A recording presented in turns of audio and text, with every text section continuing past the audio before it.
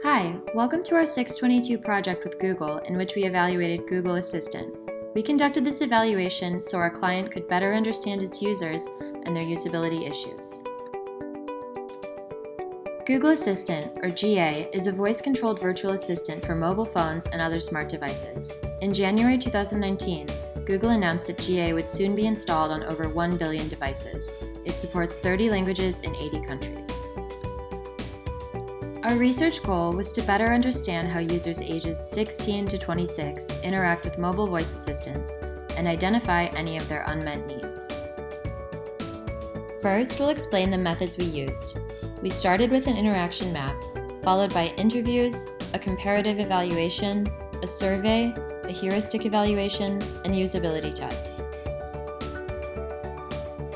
The interaction map helped us visualize how users might currently interact with Google Assistant. Next, we began our interviews. First, we interviewed our 2 stakeholders.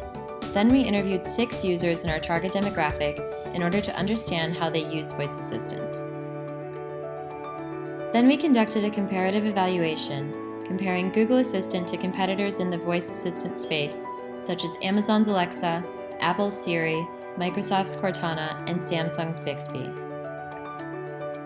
Our next step was to send out a survey, which had 51 total participants and 16 in our target demographic. Then we conducted a heuristic evaluation using Nielsen's heuristic criteria. These evaluations helped us choose appropriate tasks for our next method, usability tests. Finally, we conducted usability tests with 8 users. We asked users to complete tasks using GA, such as texting, taking a photo, and sending an email. After conducting our research, we identified 3 major use cases for our target demographic. 1 was using GA on the go, often in the car. 2, using GA at home, especially when hands-free.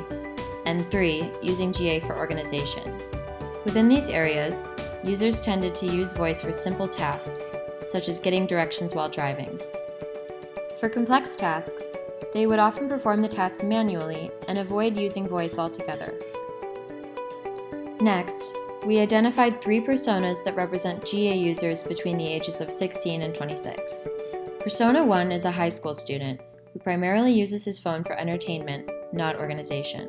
We found that he messages more frequently within social media apps than within his native phone app. He also tends to drive places he's familiar with. These are all reasons he uses voice less often than adults.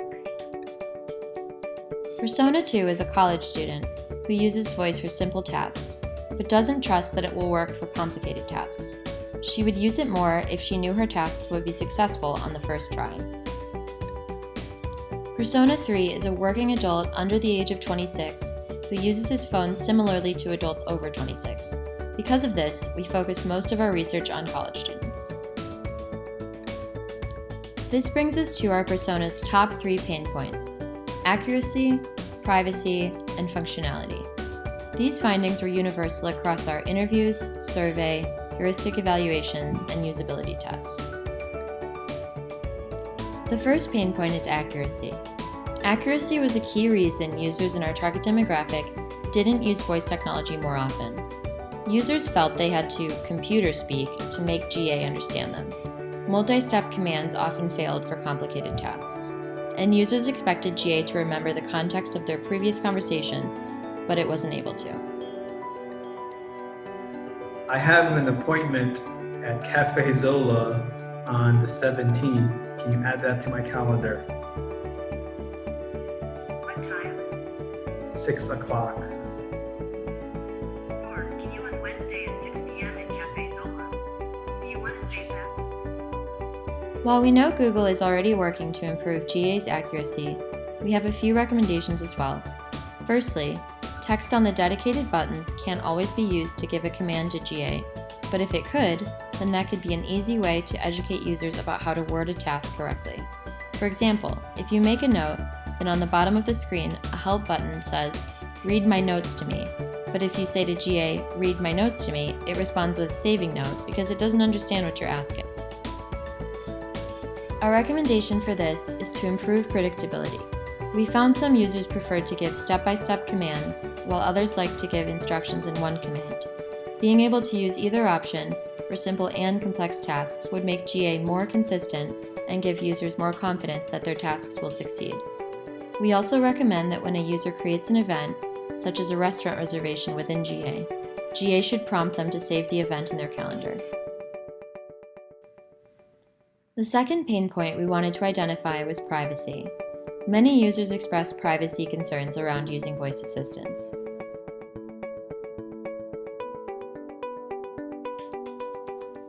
We recommend that Google consider letting users use GA without a Google account, like Cortana. This would greatly reduce GA's abilities, but in turn reassure privacy-concerned users. We also recommend auto-deleting the user's stored data after a reasonable period of time, like Siri.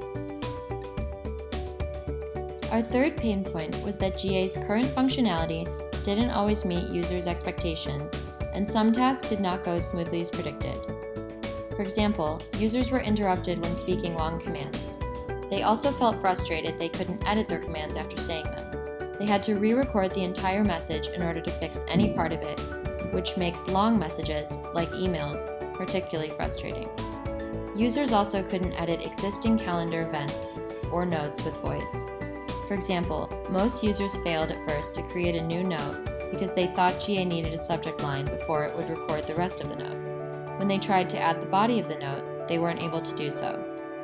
Finally, we found email was the most difficult task.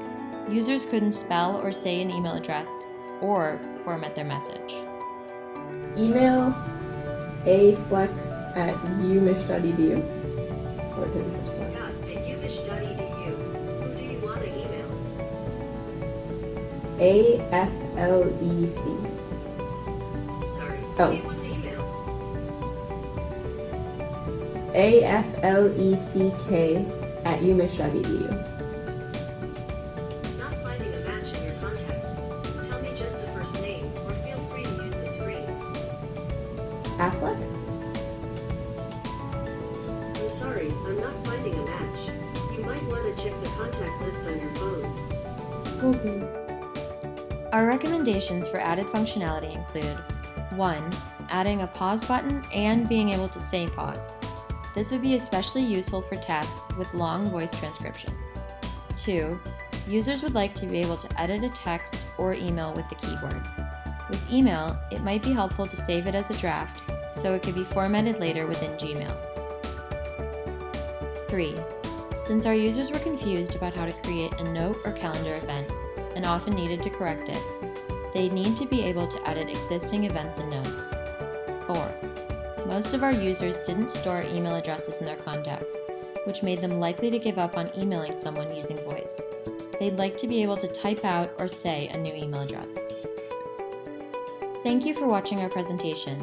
This was brought to you by Team CAYK. Courtney, Ashley, Yankun, and Kay.